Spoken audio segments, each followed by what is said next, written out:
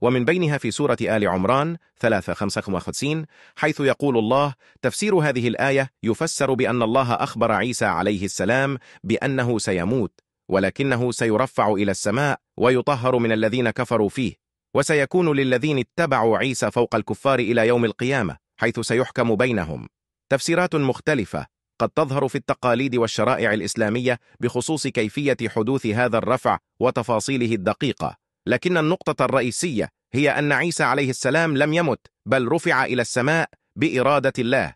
في الإسلام لا يذكر بشكل محدد حول وفاة النبي عيسى عليه السلام في القرآن الكريم. وفقا للتقاليد الإسلامية يعتقد أن الله أنقذ عيسى عليه السلام من الموت والصلب ورفعه إلى السماء.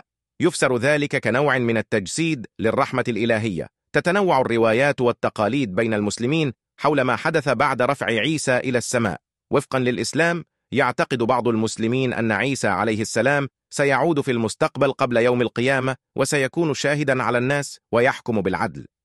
يتفق المسلمون على عظمة عيسى عليه السلام كنبي ورسول في التاريخ الإسلامي، ويحترمونه كشخصية روحية عظيمة. في الإسلام لا يوجد وصف محدد لنهاية رحلة النبي عيسى عليه السلام، حيث أنه لم يمت ولكن رفع إلى السماء برحمة من الله.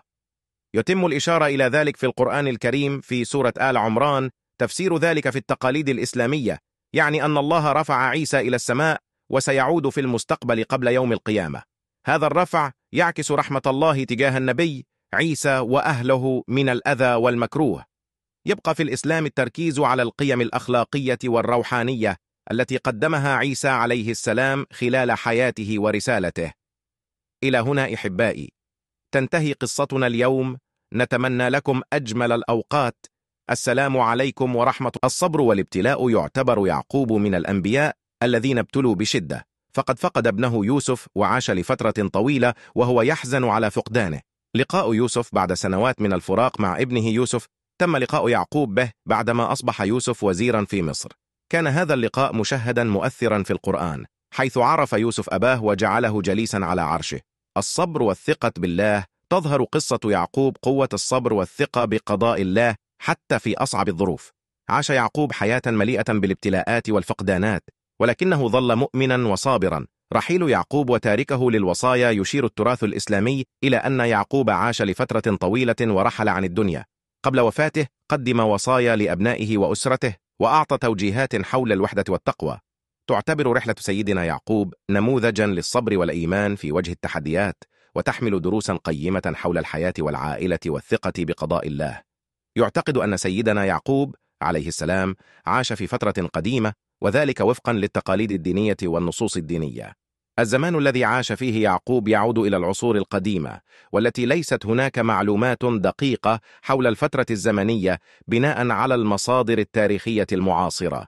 تقدر الفترة التي عاش فيها يعقوب عليه السلام بالقرون الوسطى أو الفترات التاريخية القديمة في تاريخ البشرية. يتم ذكر يعقوب وقصته في العديد من الكتب الدينية، بما في ذلك القرآن الكريم، الكتاب المقدس لليهود، والكتاب المقدس للمسيحيين.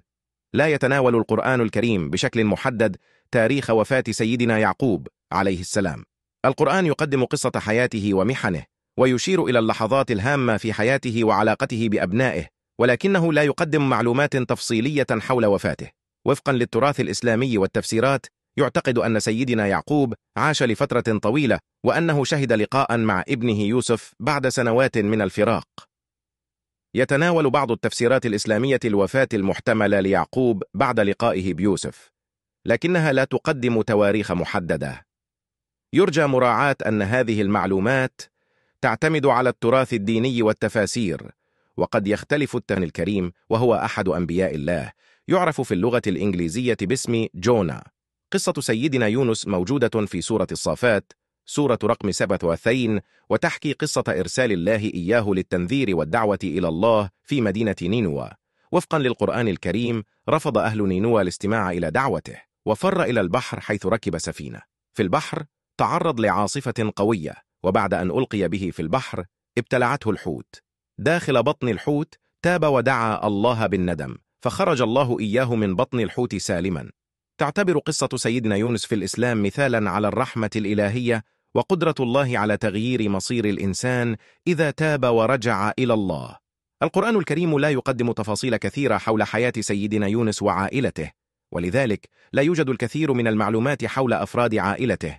يركز القرآن في قصة سيدنا يونس على مهمته كنبي وتجربته مع أهل مدينة نينوى.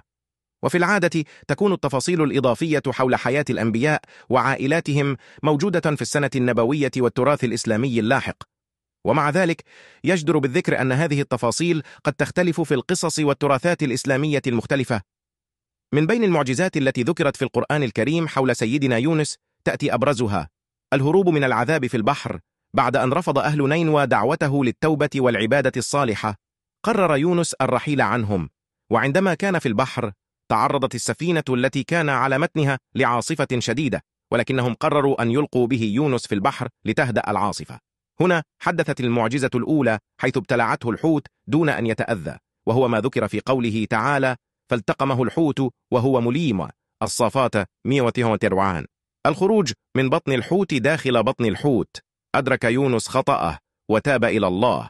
في لحظة الضيق الشديد دعا الله بالندم والتوبة، فأخرجه الله من بطن الحوت سالما، ويشير إلى ذلك في قوله تعالى: فاستجبنا له ونجيناه من الغم وكذلك ننجي المؤمنين. الصافات 48. هذه المعجزات تظهر قوة الله ورحمته في توجيه الناس إلى الطاعة والتوبة، وتعكس أيضا ما زكريا كان يتحلى بالتوكل على الله، حيث دعا ربه بصدق وثقة وظل يناجيه في المحراب. قصة زكريا تبرز الرغبة الطيبة في الإنجاب والحصول على ذرية صالحة، وكيف كان دعاؤه صادقا ومليئا بالرغبة في الخير.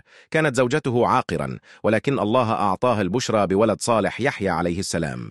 هذا يظهر قوة الرعاية والعناية الإلهية. معجزة إعطاء سيدنا زكريا الإنجاب على عجزه بسبب كبر سنه وعقم زوجته. هذه المعجزة تظهر قدرة الله على فعل المستحيل. كان سيدنا زكريا نموذجا للأخلاق الحميدة والخلق الطيب، حيث كان يعظ الناس بالبر والتقوى ويحثهم على الطاعة. تظهر حياة سيدنا زكريا في الإسلام كقصة ملهمة تحمل فيها العديد من العبر والدروس الروحية والأخلاقية. للأسف لا يتم الإشارة في القرآن الكريم أو في التراث الإسلامي بوفاة سيدنا زكريا عليه السلام، بالتالي لا يتوفر لدي معلومات حول تفاصيل أو ظروف وفاته. تاريخ وفاة الأنبياء والرسل غالبا ما يكون غير محدد في الشرائع الإسلامية، ولا توجد تقارير محددة حول أحداث النهاية لحياة سيدنا زكريا في الكتب الدينية الإسلامية.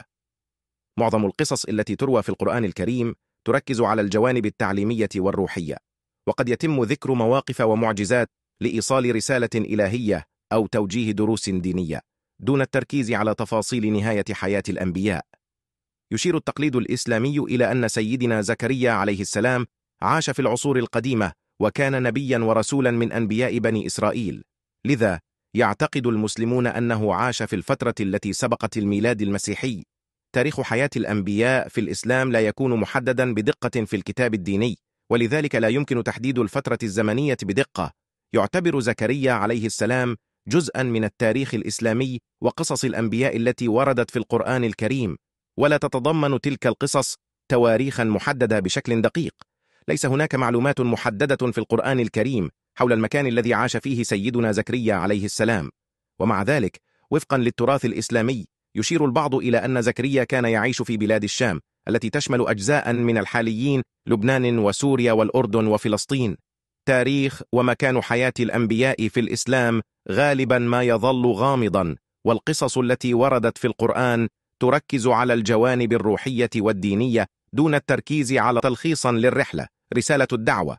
سيدنا يونس كان نبيا مرسلا إلى أهل مدينة نينوى لدعوتهم إلى عبادة الله والتوبة من طرقهم السيئة والظلم، وكما جاء في القرآن كان يونس يعظم قوة الله ويدعو شعبه إلى التوبة. رفض الدعوة للأسف، لم يستجب أهل نينوى لدعوة يونس وظلوا على طرقهم السيئة والمعاصي. هذا أدى إلى حزن كبير في قلب يونس لعدم استجابتهم. هروب يونس بسبب فشل رسالته والشعور باليأس، قرر يونس مغادرة المدينة دون إذن الله. سعى إلى مغادرة المكان عبر البحر على سفينة. العاصفة والحوت. خلال الرحلة البحرية تعرضت السفينة لعاصفة عاتية، وقرر الناس على متنها إلقاء يونس في البحر للهدوء. هنا حدثت المعجزة الأولى، حيث ابتلعته الحوت دون أن يتأذى. التوبة في بطن الحوت داخل بطن الحوت. أدرك يونس خطأه وتاب إلى الله، دعا الله بالندم والتوبة، فأخرجه الله من بطن الحوت سالما. العودة إلى مهمته بعد الخروج من بطن الحوت. عاد يونس إلى مدينة نينوى لاستكمال رسالته. هذه